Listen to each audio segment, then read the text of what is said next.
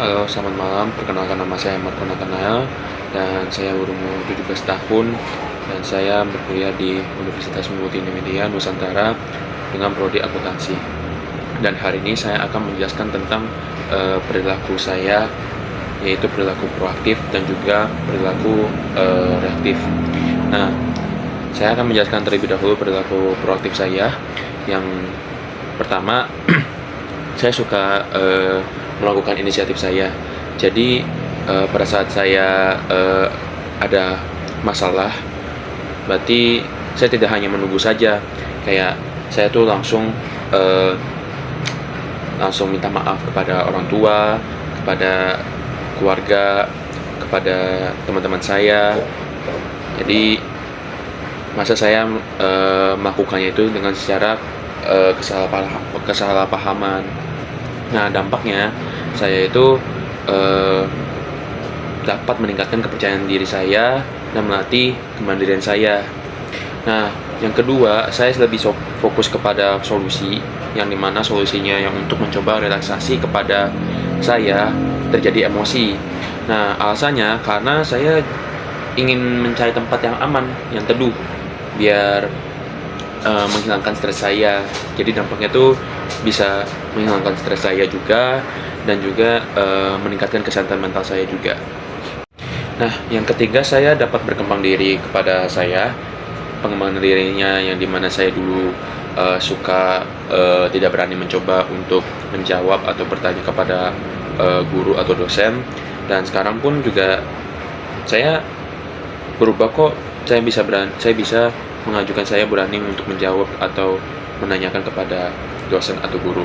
Nah, alasannya saya itu karena saya ingin mencoba untuk melatih pemahaman diri saya. Dampaknya, setelah saya mencoba untuk berani untuk menjawab pertanyaannya, saya punya pemahaman diri dan juga meningkatkan juga kepercayaan diri saya juga.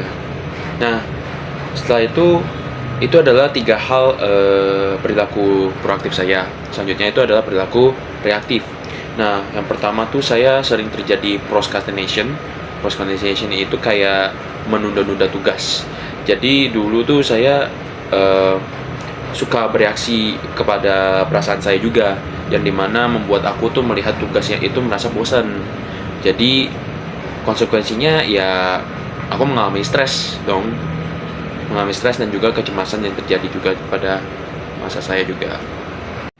Terus yang kedua itu saya kurang kesadaran diri, karena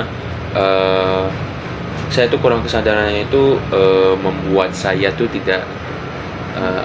membuat saya tuh terjadi emosi dan juga marah.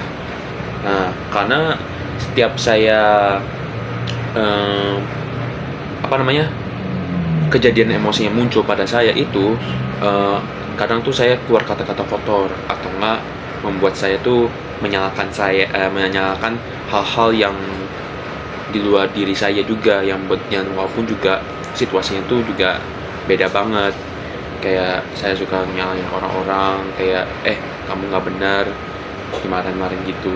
Jadi saya konsekuensinya tuh ya, masa saya tuh kalau ngulang-ngulang terus di sisi emosi ini menjadi tidak sehat bagi aku, karena saya mengulangi emosi negatifnya tersebut. Dan yang ketiga itu saya mengalami ketakutan.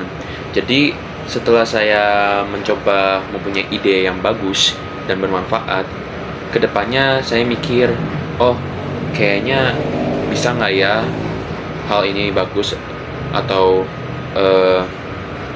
saya coba mulainya, saya merasa takut kalau ada apa-apa yang terjadi bagi aku, jadi merasa tidak enak bagi saya. Jadi konsekuensinya tuh saya juga semakin saya tidak berani mencoba untuk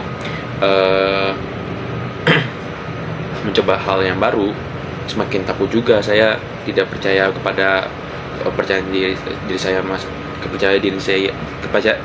diri saya. Jadi susah bagi aku.